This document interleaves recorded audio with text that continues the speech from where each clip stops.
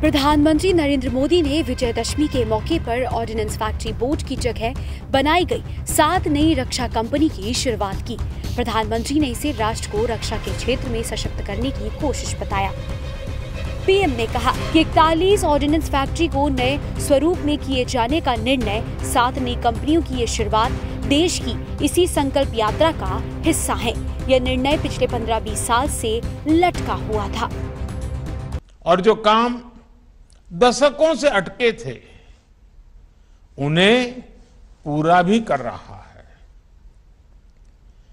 41 ordinance factories को नए स्वरूप में किए जाने का निर्णय, 7 नई कंपनियों की ये शुरुआत देश की इसी संकल्प यात्रा का हिस्सा है।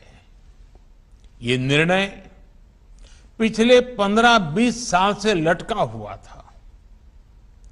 मुझे पूरा भरोसा है कि ये सभी 7 कंपनियां आने वाले समय में भारत की सैन्य ताकत का एक बहुत बड़ा आधार बनेगी। आत्मनिर्भर भारत अभियान के तहत देश का लक्ष्य भारत को अपने दम पर दुनिया की बड़ी सैन्य ताकत बनाने का है। पीएम ने कहा कि भारत में आधुनिक सैन्य इंडस्ट्री के विकास का है। पिछले 7 वर्षों में देश ने मेक इन इंडिया के मंत्र के साथ अपने संकल्प को आगे बढ़ाने का काम किया है। साथियों, आत्मनिर्भर भारत अभियान के तहत देश का लक्ष्य भारत को अपने दम पर दुनिया की बड़ी सैन्य ताकत बनाने का है। भारत में आधुनिक सैन्य इंडस्ट्री के विकास का है। पिछले 7 वर्षों में देश ने मेक इन इंडिया के मंत्र के साथ अपने इस संकल्प को आगे बढ़ाने का काम किया है।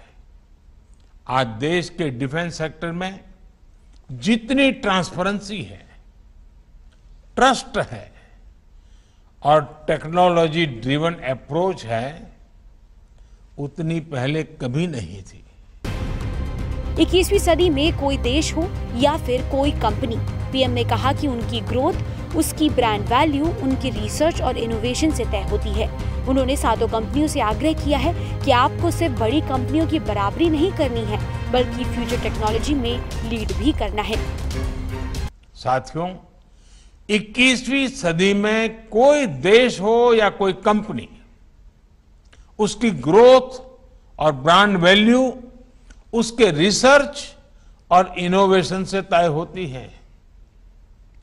सॉफ्टवेयर से लेकर स्पेस सेक्टर तक भारत की ग्रोथ, भारत की नई पहचान इसका सबसे बड़ा उदाहरण है।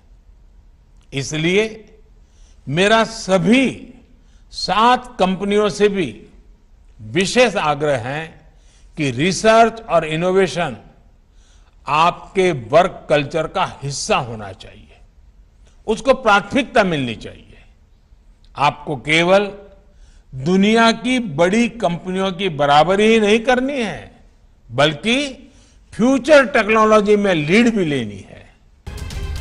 इसी के साथ पीएम मोदी ने अपने संबोधन में इस बात का भी जिक्र किया कि इन कंपनियों से देश के यूथ को काफी अपॉर्चुनिटीज प्राप्त होंगी और जितने स्टार्टअप्स हैं वो भी आगे आकर इन कंपनियों से जुड़े। INS report.